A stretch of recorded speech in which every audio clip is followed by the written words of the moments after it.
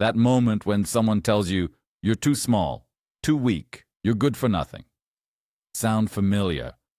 What's it like when everyone around you only sees your flaws, but you know there's a fire burning inside you, capable of changing the world? Today, we'll delve into the story of a man who seemed destined for failure, but became a legend. How did a humble youth, rejected by every recruiting office, transform into a one-man army? And what made him so unstoppable that he could single-handedly confront an entire company? Prepare to discover how hunger and hardship can forge a true hero, capable of defying any fate. Stay with us and watch till the end. We'd be especially grateful for a like and subscribe. And of course, don't forget to let us know in the comments where you're watching this video from. In June 1942, a 16-year-old boy presented himself at a U.S. Marine Corps recruiting office. He was barely 5 feet 5 inches tall and weighed only 110 pounds. The recruiter, without even looking up, merely chuckled. The Navy also turned him away, citing his small stature. Army paratroopers advised him to go home and grow up. This boy was the embodiment of a fatal flaw.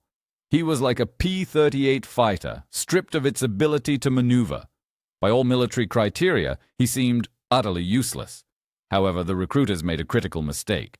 They saw only a young boy, failing to notice the weapon forged by poverty. They didn't see the predator in his eyes, the one who had spent 5 years saving his family from starvation. This boy's name was Audie Leon Murphy. In just 30 months, this reject, who was once too small, would transform into a one-man army, capable of single-handedly wiping out an entire German company by climbing onto a burning tank that could explode at any second. The story of this incredible man begins not on the battlefield, but in the abject poverty of the cotton fields in Hunt County, Texas. Audie was the 6th of 12 children. His father, an impoverished sharecropper, abandoned the family. His mother died of pneumonia shortly after Audie turned 16. Suddenly, this 110-pound youth found himself at the head of the family, the sole provider for his younger siblings. His primary tool became a .22 caliber rifle and his motivation, hunger.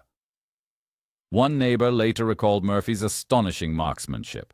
The boy could hit a running rabbit at 50 yards with a rifle that most people could barely hit a barn with. Murphy's own words were even more ruthless. "If I don't hit what I'm shooting at, my family doesn't eat tonight." This wasn't practice, it was survival. Every bullet cost money the family didn't have. Every miss meant empty stomachs. Under such pressure, Audie Murphy didn't just learn to shoot. He learned to kill. He developed a killer's eye, a cold, calculating efficiency that would later strike terror into German soldiers on battlefields across 3 countries. When Japan attacked Pearl Harbor, Murphy saw his chance. The army promised steady pay, 3 square meals a day, and the chance to send money home. But he was still 16, and still too light. After being ridiculed at all the other recruiting stations, he headed to the regular army infantry. The recruiter glanced at a forged birth certificate from his sister, claiming he was 18. Then he looked at the boy, who looked closer to 14. He sighed and stamped the papers. The U.S. Army had no idea what it had just done. It had accepted a field modification that would save hundreds of American lives, breaking every rule in the book. Stay with us and watch till the end. We'd be especially grateful for a like and subscribe. And, of course, don't forget to let us know in the comments where you're watching this video from. Private First Class David Mosier, who trained with Murphy, later recalled, "We all thought he was a mascot. The instructors mercilessly teased him, calling him a baby. But then they'd get to the firing range. Those blue eyes would turn cold as winter ice. He never missed. Not once." In July 1943, Company B of the 15th Infantry Regiment landed in Sicily. In the mountains, Murphy's hidden nature finally revealed itself in full. His rural upbringing had taught him to move completely silently. He masterfully used the terrain. He shot with deadly, chilling accuracy. Near Palermo, his unit was pinned down by a hail of German machine gun fire. This was his first serious problem. The regulations said, "Wait for support." Murphy's doctrine said, "My family doesn't eat." While the other soldiers hunkered down, Private Murphy, that 110-pound baby, using the terrain, single-handedly flanked the enemy position. He wiped out the entire crew with grenades. Then, in an action that would define his entire military career, he turned their own machine gun on the retreating enemy forces. Captain Paul Harris recommended him for the Bronze Star, writing, "This soldier demonstrates extraordinary natural fighting ability." Extraordinary was a clear understatement. Audie Murphy had just discovered something within himself that would haunt him for the rest of his life. He was exceptionally good at killing, but Sicily was just the beginning of his journey, and even harsher trials lay ahead, which would turn him into a true nightmare for the Wehrmacht. The Italian campaign was the stage where Murphy transformed from merely a good soldier into a true nightmare for the Wehrmacht. At the Volturno River in October 1943, his squad was almost annihilated by a powerful German counterattack. Instead of retreating, Murphy grabbed a borrowed sniper rifle and held the position alone. 5 German soldiers were killed from over 300 yards away. For this feat, he was awarded the Distinguished Service Cross, the second highest military decoration in the army. He was no longer just a soldier, he was a force to be reckoned with. Staff Sergeant William Paulson described Murphy's method. Murph didn't fight in anger. That's what was terrifying about him. He fought coldly, calculatingly, as if doing arithmetic. See a German, kill a German, move on to the next German. No emotion, no hesitation, just deadly efficiency. But this was just the beginning, as one of the bloodiest battles awaited him. Anzio. Then came Anzio, a bloody beachhead that Winston Churchill called the Wild Cat. The main problem there was German tanks, the one thing infantry fears most. Murphy didn't just fire his bazooka, he crawled up to the tank using the terrain until he was at point-blank range. He completely destroyed the German tank. For this feat, he was awarded his first Silver Star. He survived Sicily, Salerno, Anzio, and Rome. He was wounded. He was promoted to sergeant.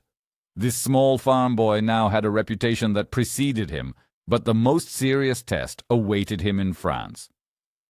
But in August 1944, a test came that changed everything.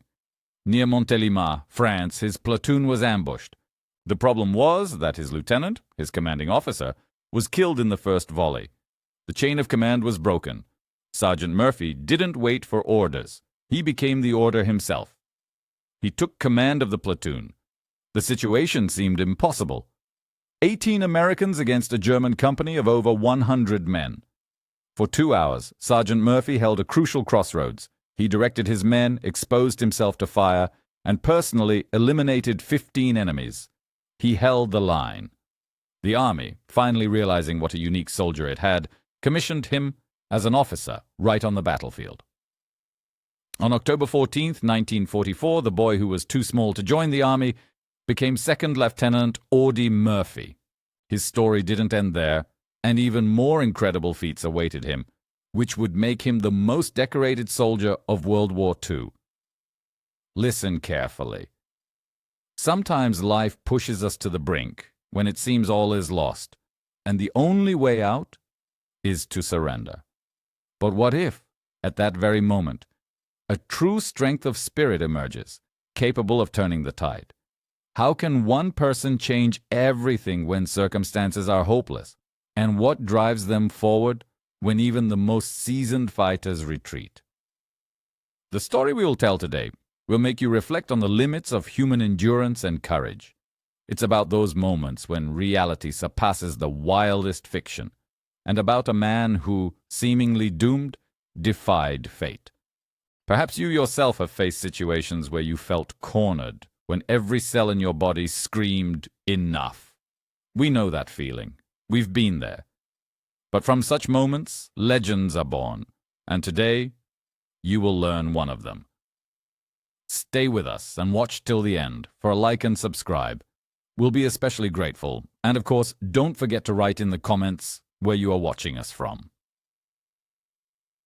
By January 1945, Audie Murphy, now a second lieutenant, was far from the 16-year-old boy who had gone to war. He was 19, but the years spent in the fires of battle had etched the mark of a 40-year-old man on his face. He had seen almost all his comrades killed or wounded, and he had over 100 enemy soldiers killed under his belt. Now he faced the Colmar Pocket, the last piece of French soil that the Wehrmacht held at all costs.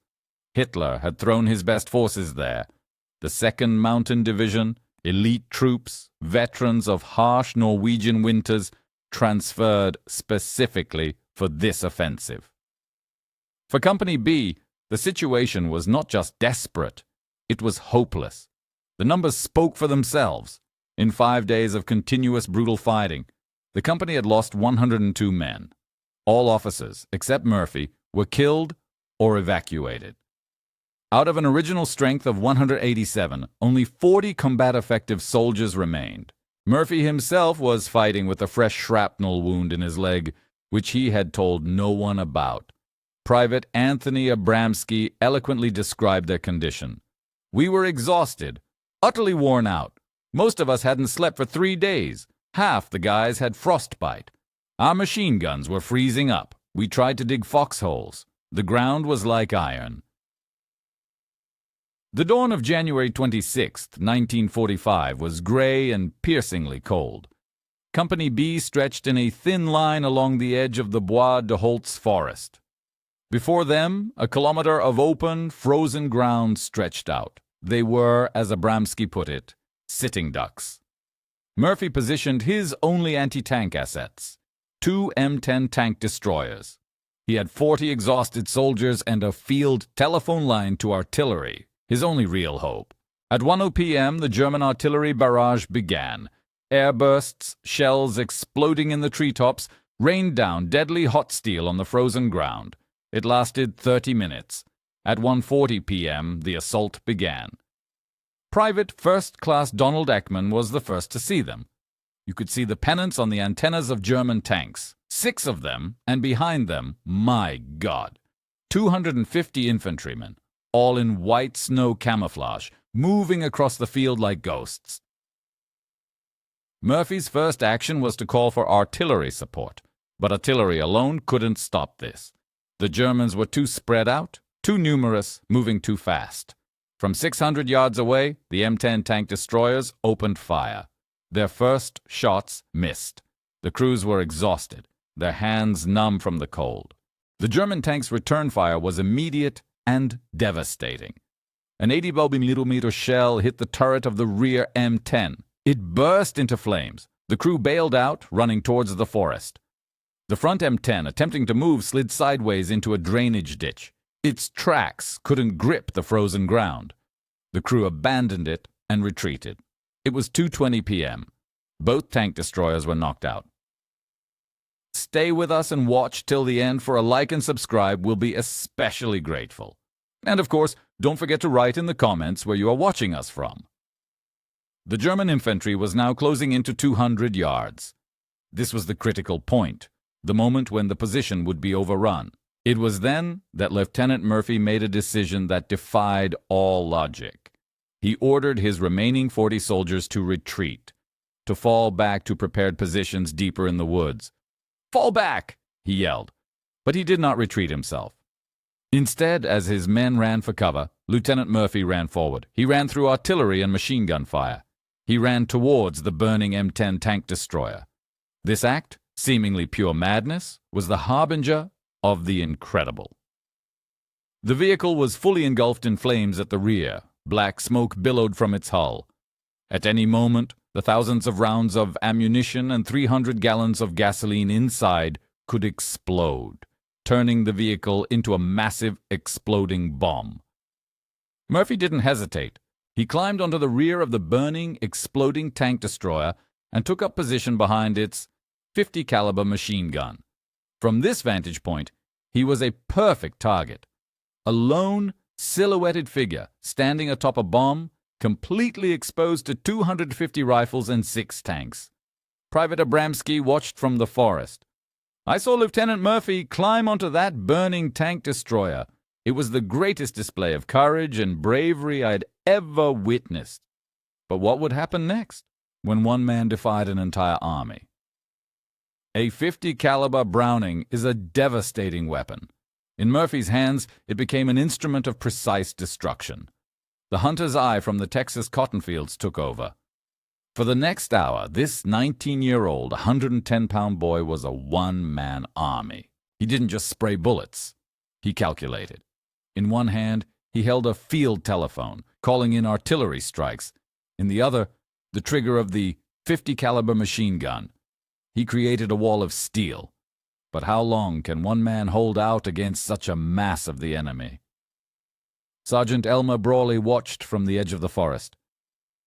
German infantrymen were coming within 10 yards of Lieutenant Murphy, who was killing them everywhere, in the meadows, in the woods, everywhere he saw them. The German forces, these elite mountain troops, found themselves in an impossible trap. Their tanks, which should have crushed the position in seconds, were now useless. They couldn't advance without their infantry, and their infantry was systematically annihilated by one unseen machine gun firing from a cloud of black smoke. Technical Sergeant Morris Wald, watching from the battalion command post, testified, "Murphy's fire was incredibly effective. He wasn't just spraying bullets. Every burst was aimed. He picked off German infantrymen like targets in a shooting gallery. I saw him mow down an entire squad attempting to flank our position. What else would this desperate lieutenant do to hold the line?" The Germans tried everything. They shelled the tank destroyer. A shell fragment pierced Murphy's leg, his second wound of the day. He ignored it. He just kept firing. He just kept calling for artillery. But time is relentless, and one man's resources are not limitless. At 3:10 p.m., after 40 minutes of continuous fire, the 50 caliber machine gun began to slow its pace. It was running out of ammunition. The Germans sensed it. They surged forward. Murphy grabbed his carbine and began picking them off one by one. The Germans were now just 10 yards away. This was the end. Murphy made his last, most desperate call. He ordered the artillery to open fire directly on his position. The forward observer, Lieutenant Walter Weiss Fenning, refused. He knew it would mean certain death. Murphy screamed into the phone, "I'm giving you a direct order. Fire on my position immediately." What choice would the artilleryman make when a hero's life hung in the balance? Imagine a scene that fits no history book, no military doctrine. One man, a blazing tank, against 250 elite soldiers and 6 tanks. Impossible, you say. But what if this wasn't just a battle, but a story the enemy preferred to erase from their annals forever? Today we will tell of a feat that changed the course of the war and broke the morale of an entire army. How did an ordinary soldier, standing on a burning vehicle, manage to stop an onslaught that seemed unstoppable? And why did his enemies choose to remain silent about their shameful defeat? Prepare to learn the truth that surpasses any imagination. Through the static of the radio, an order, full of desperation and resolve, rang out. "Fire on my position immediately." It was the voice of a man standing alone against overwhelming forces. The first 105mm shells, crashing onto the snow-covered field, landed just 50 yards from him. Each explosion shook the ground, kicking up clouds of frozen soil and deadly shrapnel. The German infantry, caught off guard in the open, was literally torn apart. But Murphy himself, standing on the roof of the flaming armored vehicle, was at the epicenter of this infernal maelstrom. The incredible combination of his relentless machine gun fire and the artillery shells exploding around him finally broke the back of the German attack. About 100 surviving infantrymen broken and demoralized, turned and fled. The tanks, stripped of all support, also hastily retreated. The clock showed 3:20 p.m. An unthinkable hour later, the battle that seemed predetermined was over. When the last German soldier disappeared from view, Audie Murphy, his uniform scorched by fire, his leg bleeding from the wound, finally carefully dismounted the M10 tank destroyer. Just 10 minutes after he got off, the riddled and burning vehicle exploded, confirming the improbability of his survival. Murphy, with an unruffled demeanor, returned to his comrades waiting at the edge of the forest. Private Abramsky, one of his subordinates, later recalled that Murphy was frighteningly calm. He first inquired about casualties, made sure all his men were accounted for, then sat down, slowly lit a cigarette, and requested a situation report. His hands, to the surprise of many, didn't even tremble. On that day, Audie Murphy personally killed or wounded about 50 German soldiers. He single-handedly withstood and stopped a coordinated assault by 250 elite fighters and 6 tanks, thereby saving his company from imminent annihilation, and forever etched his name into the annals of military history. Stay with us and watch till the end. For a like and subscribe, we'll be especially grateful. And, of course, write in the comments where you are watching us from. The scene that unfolded on the battlefield was truly devastating. German soldiers, dead and wounded, lay lifelessly, scattered across the snow-white fields. The 2nd Mountain Division, elite veterans of battles in Norway, Finland, and the Eastern Front, retreated in utter disarray, their officers powerless in trying to rally their men for a new attack. However, perhaps the most striking and shocking aspect of this story is the absolute silence surrounding this day in German chronicles. For decades after the war's end, historians meticulously studied German military archives, consulted veteran organizations, and personal diaries, trying to find any description of that fateful day. The result was almost zero. A near total absence of first-hand accounts from the very soldiers who attacked the Bois d'Aulx. This ominous silence, this deliberate erasure, became the most compelling proof of what Audie Murphy had accomplished. The German units involved in this lopsided confrontation lost approximately 50 soldiers solely due to Murphy's actions. Many who could have testified about what happened were eliminated on the battlefield. But the reason for the silence ran deeper. The German war machine was built on unwavering pride, on a belief in elite training and superiority. The 2nd Mountain Division, whose soldiers had endured the crucible of battles in Norway, Finland, and on the Eastern Front, had seen much. But they had never encountered anything like this. The very idea that 250 of their best men, supported by 6 tanks, were not just defeated, but humiliated by a single 110-pound American kid standing atop a burning tank. It was a tactical defeat so shameful that it simply could not be acknowledged. It was incomprehensible to their minds. It did not fit into their military doctrine, their carefully constructed worldview. It was a fatal flaw that breached the very foundation of their logic and self-perception. Stay with us and watch until the end. We'd be especially grateful for a like and a subscription. And of course, let us know in the comments where you're watching from. The official German war diary for that day contains outright lies. Its lines dryly reported: attack on American positions at Holtz repulsed with heavy losses. Enemy resistance proved stronger than expected. Stronger than expected. When referring to one person, it sounds like mockery. They faced not just a strong opponent, but someone who was fundamentally better than them in the art of war. And to accept that, to realize that one farm boy had surpassed all their elite, meant breaking something deep within their warrior identity. Their tactical plan was honed to perfection. Their equipment was undeniably superior. Their soldiers were elite, hardened in countless battles. But one farm boy, with his seemingly foolish idea of not giving up, shattered it all. The hunter, confident in his superiority, suddenly found himself the hunted prey. Audie Murphy's resilience had consequences far beyond an immediate tactical victory. It wasn't just about saving Company B.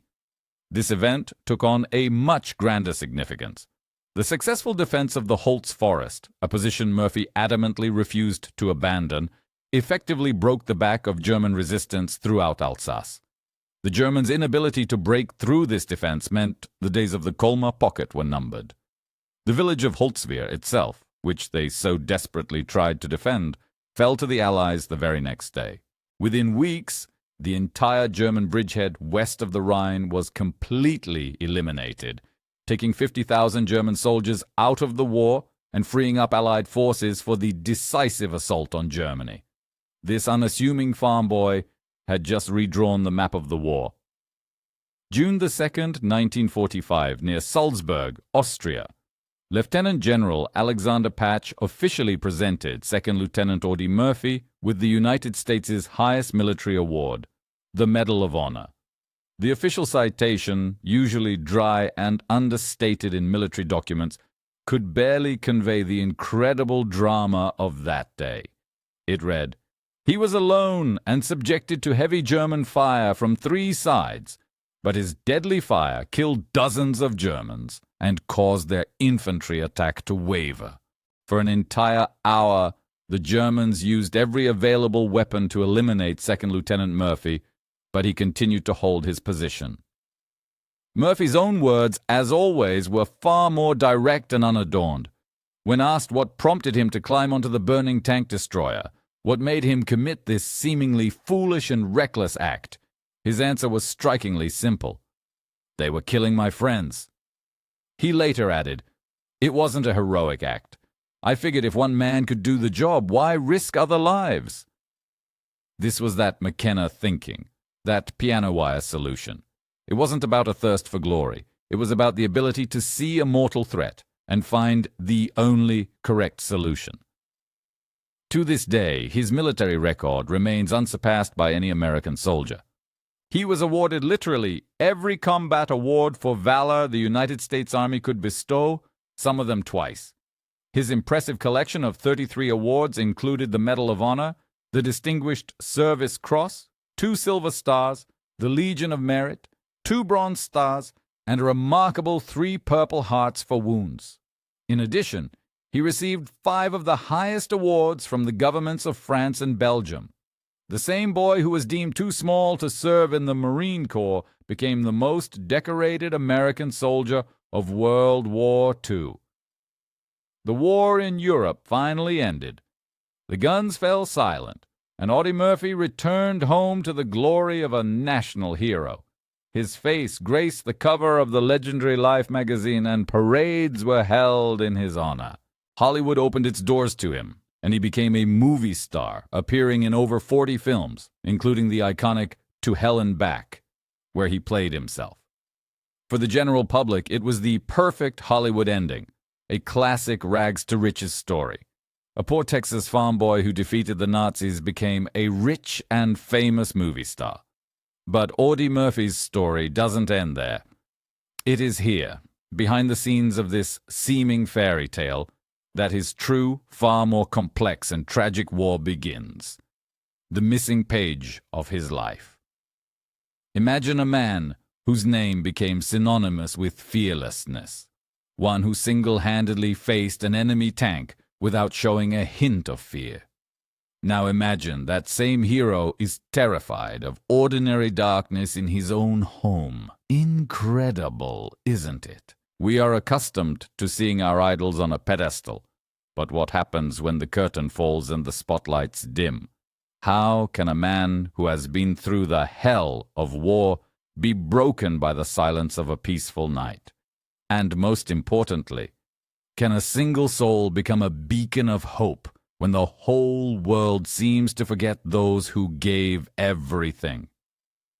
Audie Murphy's name echoed across America. He was the most decorated soldier in United States history, a living legend, the embodiment of courage and valor. However, behind this shining facade of invincibility lay a deep, unhealing wound. The war left him with an invisible, fatal flaw that haunted him until his dying day. What was then called combat fatigue, we now clearly identify as severe post-traumatic stress disorder. He certainly survived the hot battlefields, but in essence, he never truly left them. His nights became a living hell, chronic insomnia, agonizing nightmares from which he awoke in a cold sweat, and a constant sense of hypervigilance that forced him to sleep with a loaded pistol under his pillow. He was tormented by the past, but not by the images of those he killed. He was haunted by the faces of those he couldn't save, and the shadows of his fallen friends. Darkness became his personal battlefield, bringing back memories of night patrols and the horrors experienced under the cover of night. Eventually, he couldn't even find peace in his own home, moving into the garage where the light was always on. "I don't remember when I didn't have nightmares," Murphy wrote. "They became a part of my life, like breathing. It seemed a demon had entered my body." Stay with us and watch until the end. We'd be especially grateful for a like and a subscription. And of course, let us know in the comments where you're watching from. Audie's first marriage to actress Wanda Hendricks lasted only 16 months. It was mercilessly destroyed by his PTSD. Hendricks later described him as two people. By day, he could be incredibly charming, cheerful, and generous, but with the onset of night, he transformed into someone entirely different. He patrolled the house with a loaded pistol, reliving battles from years ago. The war for America had ended, but for Audie Murphy, it never concluded. He fought a new invisible enemy, and this was an adversary that could not be defeated with a rifle. Despite his own unbearable struggles, Murphy became one of the first and most significant public advocates for veterans' mental health. In the 1960s, he dared to break barriers. He spoke publicly about his nightmares, his insomnia, his inner demons. In the post-war era, when combat fatigue was considered a sign of weakness or even cowardice, this was truly a foolish and brave act. America's greatest hero stood up and openly declared, "I have this." He was once again on the front lines, pointing out a problem that society's engineers and politicians ignored. He wrote for the Saturday Evening Post. What about the veteran who can't? What about the thousands returning from Vietnam with the same problems? He was no longer fighting for Company B, he was fighting for all veterans. But this time, he was not alone. In 1951, he married Pamela Archer, and this is where another, equally important but often overlooked page of Audie Murphy's legend begins. This is the story of another hero worth telling. Stay with us and watch until the end. We'd be especially grateful for a like and a subscription. And of course, let us know in the comments where you're watching from. Pamela, a 31-year-old former airline stewardess, possessed the rare ability to see two men within Audie, the shining hero and the demon tormenting him. And unlike everyone else, she didn't turn away or run. Pamela Murphy provided a unique insight into what was never available to the general public. Audie carried invisible wounds that never healed. He would wake up screaming, reliving battles that had occurred 20 years prior, but he never stopped trying to help other veterans. The war for Audie never ended, but he managed to turn his pain into a life's purpose. For 2 decades, Pamela was by his side. She became his anchor, his field modification, protecting him from the chaos raging within his own mind. She helped him raise 2 sons, endured his nightmares with him, and consistently supported his public advocacy. She was a true crew chief for a hero who was still at war. Then on May 28, 1971, the impossible happened. Audie Murphy, the man who survived every conceivable horror of war, the one who, statistically, should have died at least 20 times, especially on that burning tank, passed away at the age of 45, not in combat, but in a private plane crash in the mountains of Virginia during a storm. America mourned its greatest hero. But for Pamela Murphy, the real mission was just beginning. Audie spent his life fighting for his friends. Now Pamela was going to dedicate the rest of her life to fighting for his cause. For 20 years, she had seen the fatal flaw of PTSD up close, and now she intended to fix it. After Audie's death in 1971, the world discovered another overlooked page of his story. The most decorated soldier in American history, the man who became a Hollywood star, died in debt. Failed investments and incompetent management by others left his estate and his wife Pamela with almost nothing. She found herself a 50-year-old widow with 2 teenage sons to raise and a mountain of her late husband's debts. This was her personal Colmar pocket. This was her no-win situation. The world expected her to simply disappear, becoming a tragic footnote in a hero story. But they forgot who she truly was. She was the woman who stood by Audie Murphy for 20 years. She fought his demons alongside him. She was a warrior at her core. And now she had a new mission. Audie's war had ended. Hers was just beginning. She did something that exceeded all possible expectations. She did not write an exposé book. She did not sell his medals. Instead, Pamela Murphy, the widow of America's greatest hero, walked into the Sepulveda VA hospital in Los Angeles and asked for a job. She didn't ask for a high-ranking position. She didn't use her famous name. She took a job as a simple clerk, a patient liaison. This was her piano wire fix. This was her climbing onto a burning tank, but in a completely different sense. For the next 35 years, Pamela Murphy dedicated her life to Audie's other war. Every morning she would come to the hospital, sit at her small desk, and become a one-woman army for veterans no one else would listen to. She was the mechanic who saw the fatal flaw in the system. She saw veterans broken by Vietnam, suffering from the same combat fatigue that haunted her husband. She saw them getting lost in bureaucratic labyrinths, their cases lost, benefits denied, appointments canceled. These men were the living ghosts of her husband, and Pamela Murphy was not going to abandon them. She became their tireless advocate. She was the piano wire in the frayed control cable of the Department of Veterans Affairs, VA system. She used her quiet dignity and the deep moral authority her name carried to cut through bureaucratic red tape. When a doctor refused to see a veteran, she made the call. When a benefit was lost in the mail, she personally found it. When an official told a veteran no, Pamela Murphy walked into their office and didn't leave until that no turned into a yes. She treated every veteran, from the forgotten homeless soldier in the hallway to decorated colonels, with the same profound respect. She saw her husband's face, his pain, his struggle in each of them. She was Audie's last and most powerful field modification. She didn't just preserve his memory, she completed his mission. Who among us hasn't experienced a moment when it seems everyone doubts your abilities, when circumstances press down and you feel too small to change anything, when you're told you're too fragile, too ridiculous, you just won't make it? Sound familiar? Now imagine that very person whom life had tried to break countless times, alone, against all laws of logic and war, managed to stop an entire army. How is that even possible? Today, we will delve into an incredible story that will prove what seems like a fatal flaw can become your secret weapon.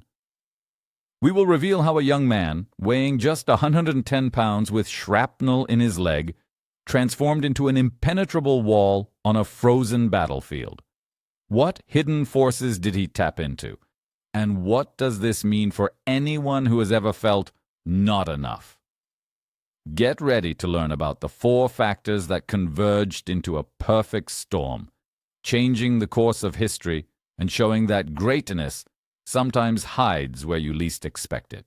This story is not just a page from a textbook. It is a key to understanding how to overcome the most incredible obstacles.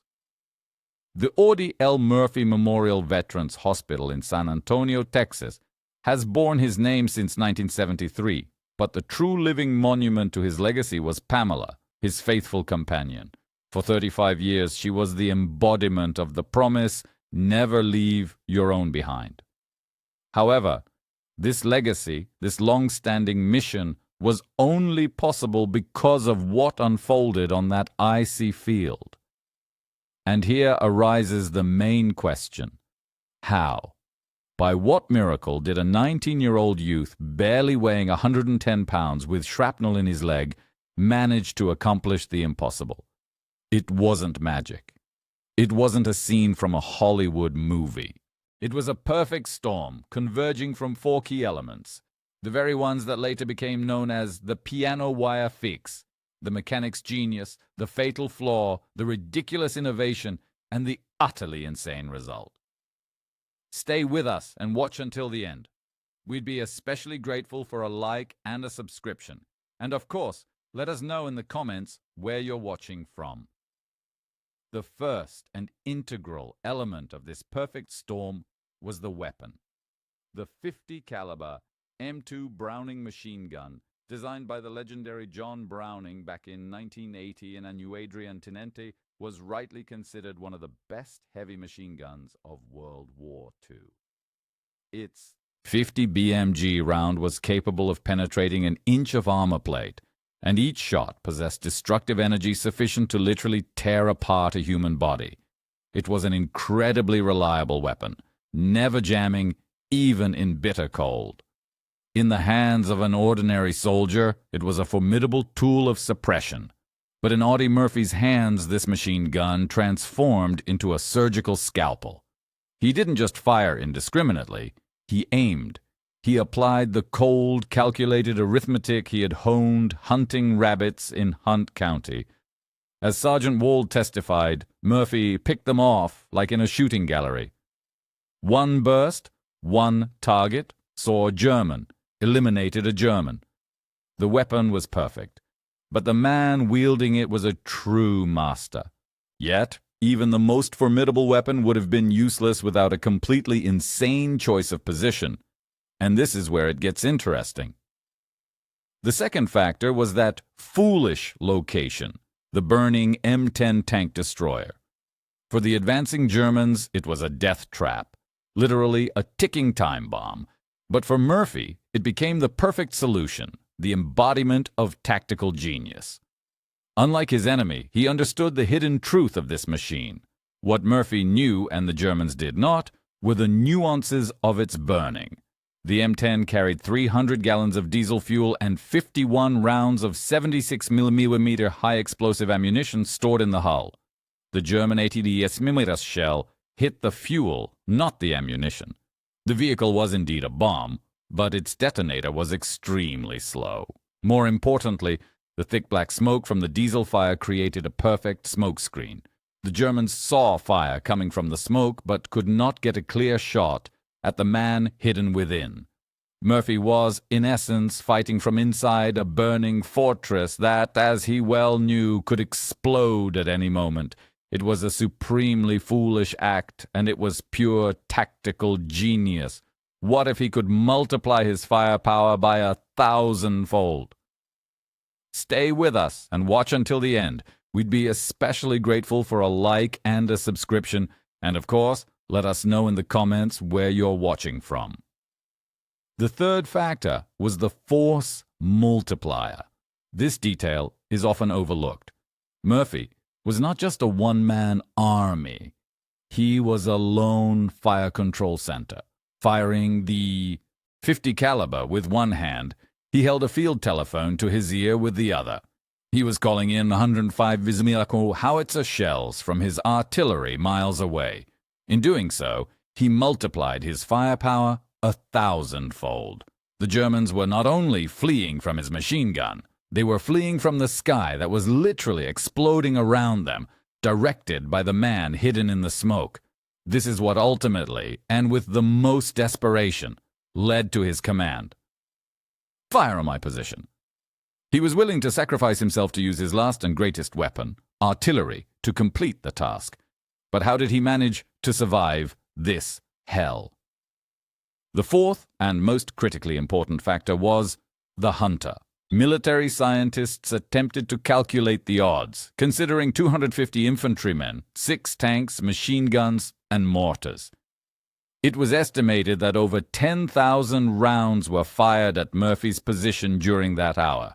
Statistical models suggested he should have been hit 15-20 times. He was wounded only once by a fragment from an exploding shell. This wasn't just luck, it was the supernatural skill of a Texan rabbit hunter. He intuitively knew how to remain undetected. He understood the principle of one shot, one kill. He became, as he later described himself, a killing machine. Dr. Dave Grossman, a prominent expert in combat psychology, offered a profound analysis. Murphy represented a perfect storm of human qualities. He possessed honed technical skills acquired through hunting, motivation driven by poverty, emotional detachment from early trauma, and most crucially, a protective instinct toward his men that outweighed his own self-preservation instinct. He wasn't fighting for an abstract America. He wasn't fighting for personal glory. He was fighting for his friends. Such is the story of a foolish act that, against all odds, changed the course of the war. It's the story of a small boy rejected by the Marines for his frailty. The fatal flaw of a 110-pound kid who became the U.S. Army's hidden weapon. A piano wire fix, the ascent onto a burning tank that led to an utterly insane outcome, stopping an entire German army. His true legacy, his immense impact on the world, is twofold. First, he broke the stigma of PTSD because Audie Murphy openly stated that he suffered from it. Because America's greatest hero admitted that he was haunted by the ghosts of war. Thousands of other veterans felt for the first time that they could ask for help. He gave them permission to be human, not just soldiers. Secondly, there is Pamela Murphy. She worked at that same veterans hospital until she was 87, finally retiring only in 2007. She never remarried. When she died in 2010, she was buried next to him in Arlington National Cemetery. The mechanic was reunited with her pilot. The world saw a hero. Pamela saw a man. Recruiters saw a fatal flaw. The Army found a secret weapon. The Germans saw a hopeless situation. Audie Murphy saw a problem to be solved. It all comes down to one undeniable fact, which makes this the greatest overlooked page of the war. A 110-pound farm boy, too small to be a soldier, became the man who stopped an army to save his friends. And in doing so, he and the wife who loved him saved thousands more, long after the guns fell silent.